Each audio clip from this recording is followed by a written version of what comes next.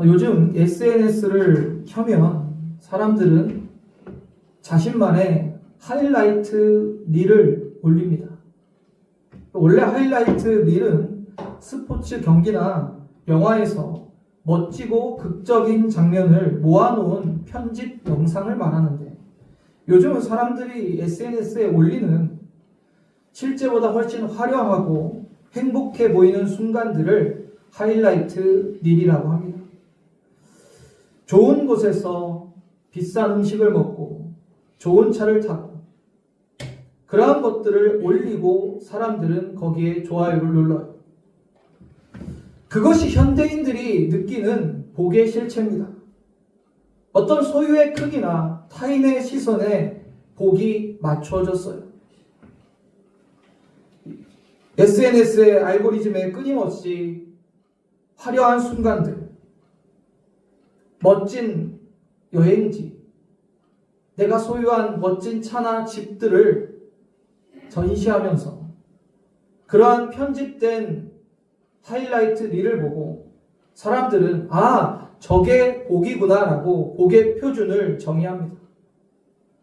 그리고 남보다 더 가지지 못하고 남보다 더 누리지 못하는 것을 상대적으로 비교하면서 좌절하고 낙심하고 나는 불행한 사람이야, 나는 복을 못 받은 사람이야 라고 사람들은 생각합니다. 그러나 성경이 말씀하는 복은 전혀 다릅니다. 오늘 본문에서 하나님이 말씀하시는 진짜 복이 무엇인가 우리가 한번 말씀을 통해 나누기를 원합니다. 시편 1편은 150편의 시편을 여는 말씀이에요. 시편 1편은 모든 시편 중에 가장 앞에 배치되어 있죠. 그리고 우리에게 질문을 던집니다. 누가 참으로 복 있는 사람인가? 누가 참으로 복 있는 사람인가? 그리고 인간의 삶을 의인의 길과 죄인의 길로 명확히 대조하며 우리에게 어떤 길을 택할 것인가를 요청하고 있어요.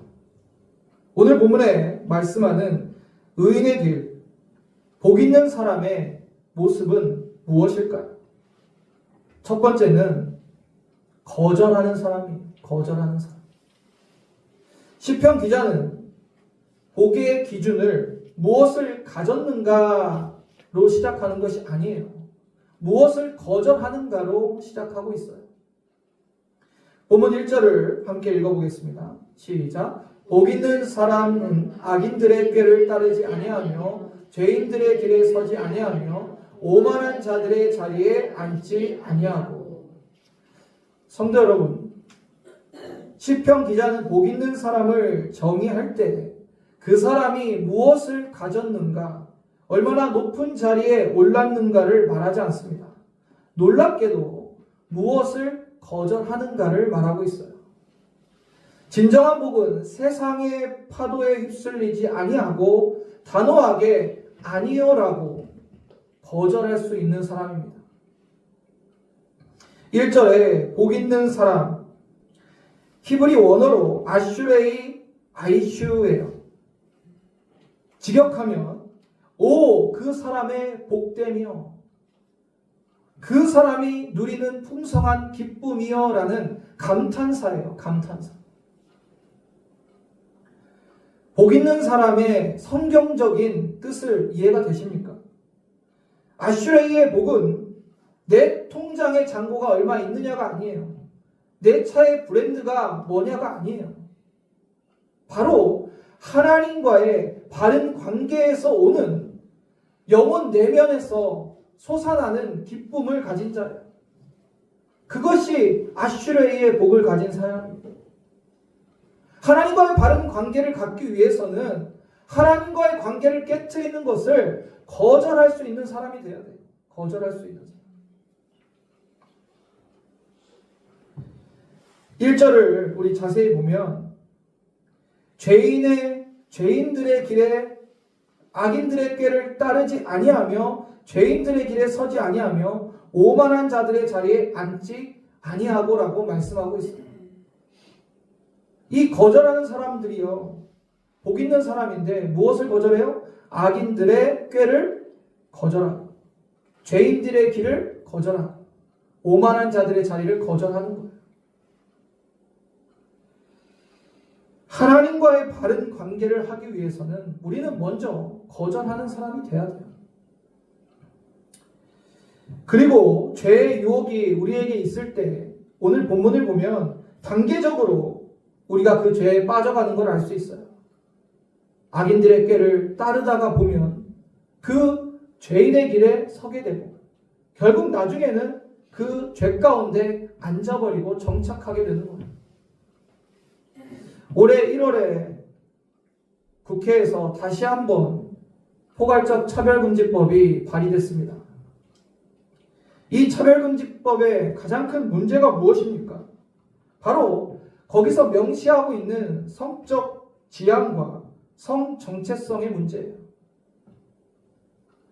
차별금지법에는 성적 지향, 즉 동성애나 양성애를 차별하면 안 된다라고 하는 거죠. 그리고 자기 성 정체성, 남성과 여성 외에 다른 사회적 성도 인정해야 된다. 차별하면 안 된다라는 내용이 들어가 있어요. 이것은 완전히 성경을 대적하고 하나님의 창조 질서를 무너뜨리는 법이죠. 악법 중에 악법입니다. 이게 또 발의가 되었어요. 하나님은 분명히 남자와 여자를 창조했습니다. 그 외에 성을 창조하신 적이 없어요. 그리고 성경은 분명히 동성애를 죄라고 말씀하고 있어요. 그런데 이 법이 통과가 되면요, 하나님 말씀대로 설교하면 불법이 되는 거예요. 하나님 말씀대로 가르치면 차별이 되는 거예요. 여러분, 이거에 대해서 문제의식을 갖고 계십니까? 세상은요, 악인들은요, 우리를 이 죄인의 길에 쓰게 하려고 계속 유혹합니다. 야, 요즘 시대가 어느 시대인데 다른 나라들도 다 그렇게 하지 않아? 이제 우리나라도 그렇게 해야 될 때가 되지 않았어? 하면서 우리를 유혹해요. 심지어 우리 자녀들은 학교에서도 교육 과정에서 이 성적 지향이나 성별 정체성에 대해서 다양하게 봐야 된다는 내용으로 이미 배우고 있어요. SNS와 미디어는 그런 동성애와 다양한 성 정체성에 대해서 계속 접하게 돼요. 그게 우리 지금 시대에 얼마나 심각한 악인들의 꾀인지 여러분 기억하시길 바랍니다. 우리가 단호하게 거절하지 않으면 그 꾀에, 그 유혹에 넘어가게 될 수 있어요. 여러분, 악인의 꾀를 따른다의 히브리어 할라크는 원래 걷는다는 뜻이에요. 세상 사람들이 속삭이는 그 꾀에 귀를 기울이면 그 방향으로 걸음을 뛰게 되는 거예요. 걷게 되는 거죠. 그리고 걷다 보면 어떻게 된다고요? 그 길에 한가운데 서 있게 돼요. 작년에 한 대형교회 장로이자 현직 국회의원이 외국인 근로자 혐오 표현 방지 법안을 공동 발의했어요. 이 법안 역시 혐오 표현이 되게 포괄적이에요. 그리고 정신적 고통이라는 주관적인 내용이 들어가 있어요. 그러면 우리가 성경대로 말을 한다 할지라도, 성경대로 가르친다 할지라도 그게 누군가의 정신적인 고통이라고 주장하면 그게 불법이 되는 거예요. 여러분, 어떻게 장로가 이 악법에 공동 발의를 할 수 있습니까? 참담합니다. 악인들의 꾀를 듣고 그 길을 걷다 보면 나도 모르게 그 죄의 길 한가운데 서 있게 되는 거예요. 처음부터 그랬겠습니까? 그 장로님도 그러한 꾀를 듣고 또 주위의 국회의원들이 그렇게 하자라는 소리를 계속 들으면서 사인했겠죠. 하지만 우리는 거절하는 사람이 되어야 돼요. 길이 아니면 가지 말아야죠. 마지막으로 오만한 자리에 앉게 된다고 합니다. 악인들의 꾀를 따라 걷다 보면 죄 가운데 서 있게 되고 결국 그 사람은 죄의 자리에서 털썩 주저앉게 돼요. 않는다는 것은 완전히 정착하다예요. 악인들의 삶을 살아가게 되는 거예요. 이제 악인들의 꾀에 넘어가는 정도가 아니라 그 죄의 길 가운데 서 있는 정도가 아니라 이제 아예 주저앉아서 악인의 삶을 살아가고 다른 의인들을 악의 길로 꾀는 그 일을 하게 된다는 거예요. 사랑하는 성도님들, 우리는 세상에 살아가면서 끊임없는 죄의 유혹을 받게 돼요. 악인들의 꾀를 듣게 됩니다. 그래도 우리는 단호히 거절하는 사람이 돼야 되는 것입니다. 세상은 우리를 유혹합니다. 모두가 이 길을 가지 않냐? 너도 좀 생각을 바꿔봐. 야, 이거 화려하지 않냐? 이 화려한 삶을 즐겨봐. 이 높아진 자리를 봐. 이 높아진 자리에 너도 갈 수 있어. 그러나 우리는 아슈레이의 복을 기억해야 돼요.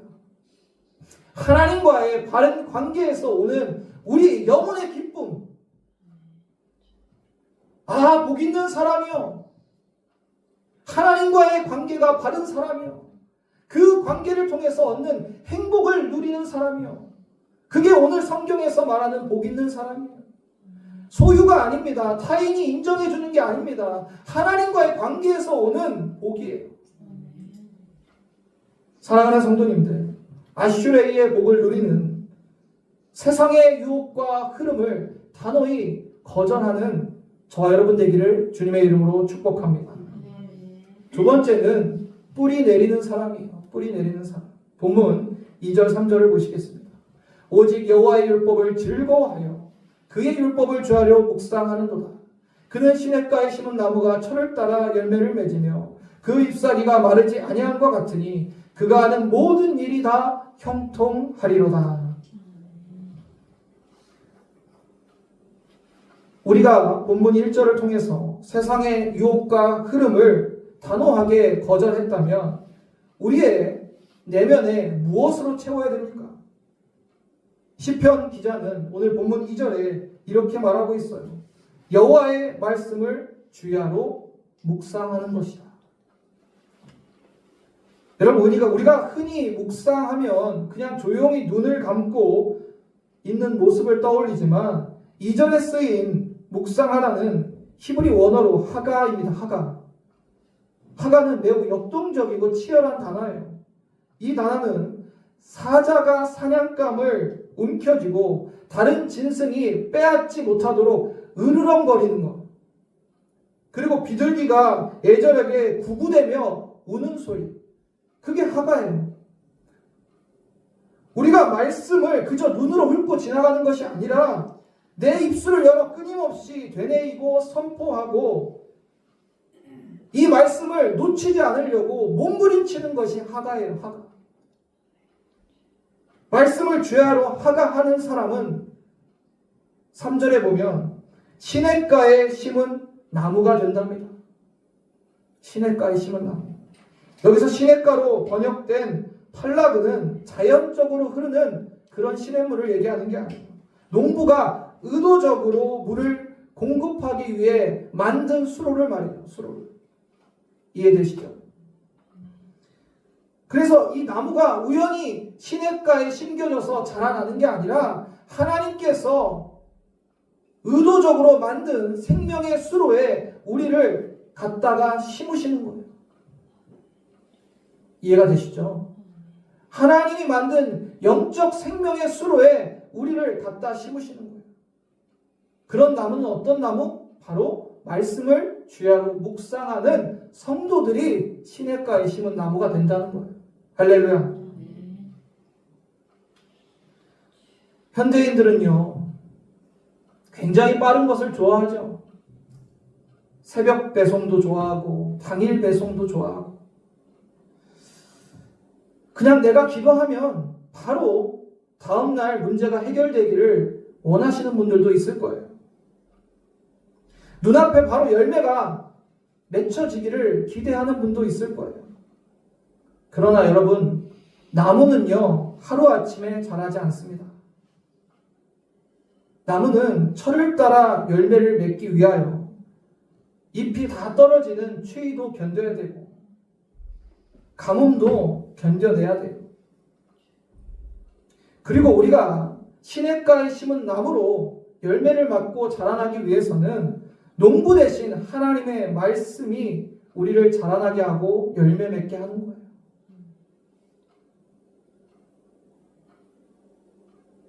여러분, 제가 힘이 너무 부족해서 하나님께 힘을 달라고 기도를 했어요. 그랬더니 하나님이 응답하셨습니다. 어떻게 응답하셨냐?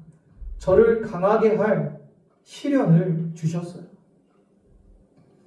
야고보서 1장 2절에서 4절을 보면 내 형제들아 너희가 여러 가지 시험을 당하거든 온전히 기쁘게 여기라.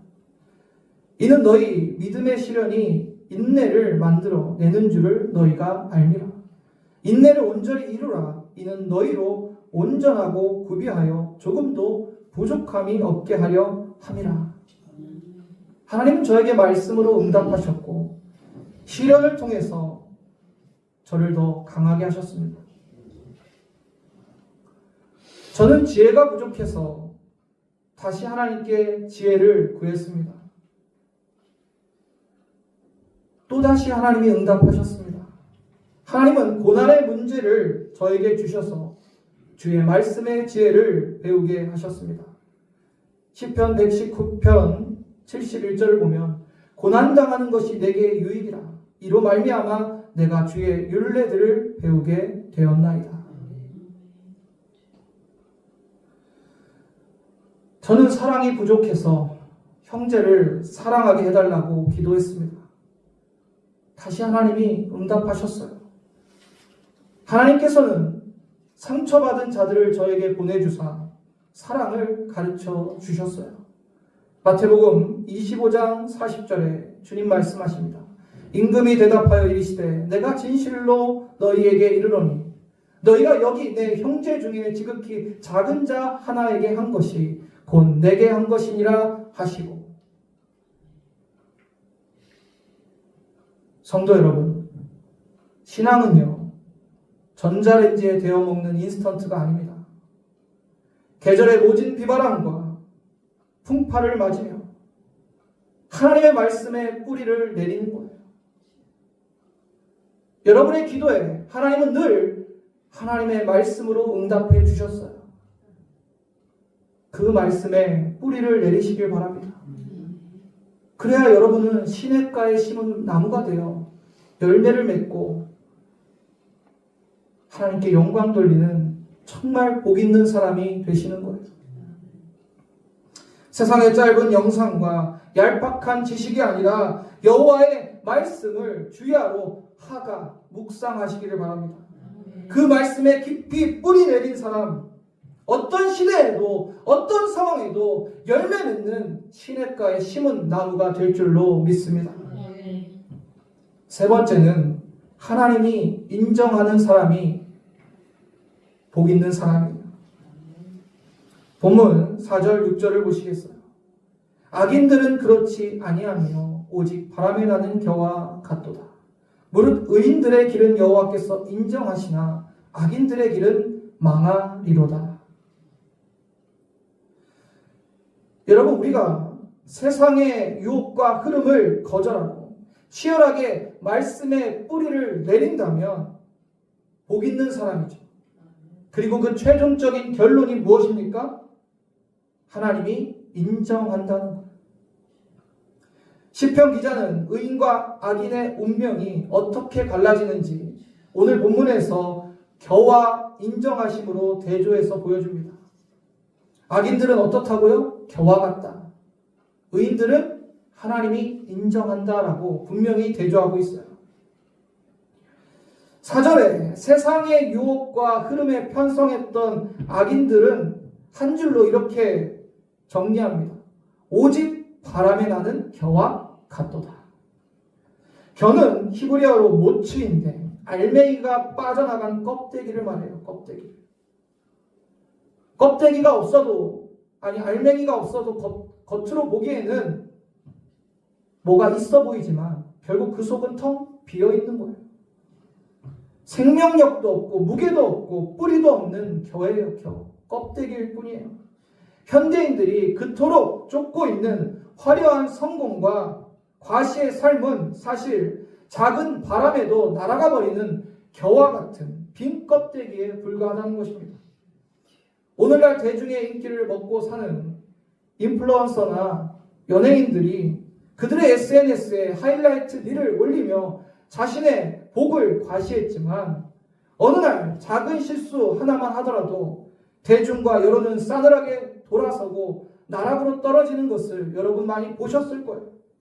수백만 명의 팔로워가 있고 수백억의 자산이 있고 화려한 명성이 있다 해도 하루아침에 공중분해됩니다.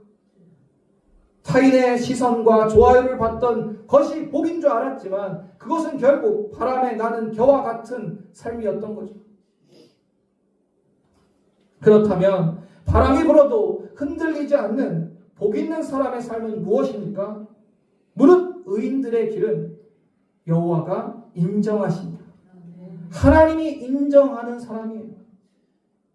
인정하시니로 번역된 단어는 원래 히브리어 야다예요. 야다. 단순히 머리로만 피상적으로 아는 것이 아니라 전인격적으로 아는 그 알다에서 나온 거예요. 하나님께서 세상의 유혹과 흐름을 거절하고 말씀에 뿌리 내린 시냇가에 심은 나무와 같은 저와 여러분들을 야다하신다는 거예요. 내가 너를 안다.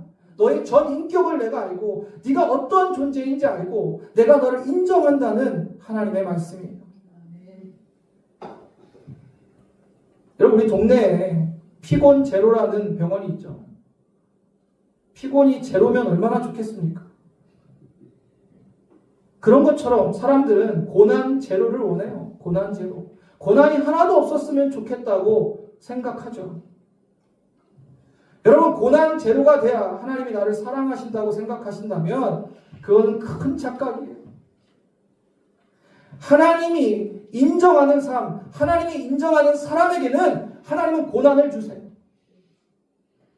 하나님은 고난을 주신다. 하나님의 인정하심은 여러분의 고난과 환난 한복판에서 이루어지는 거예요.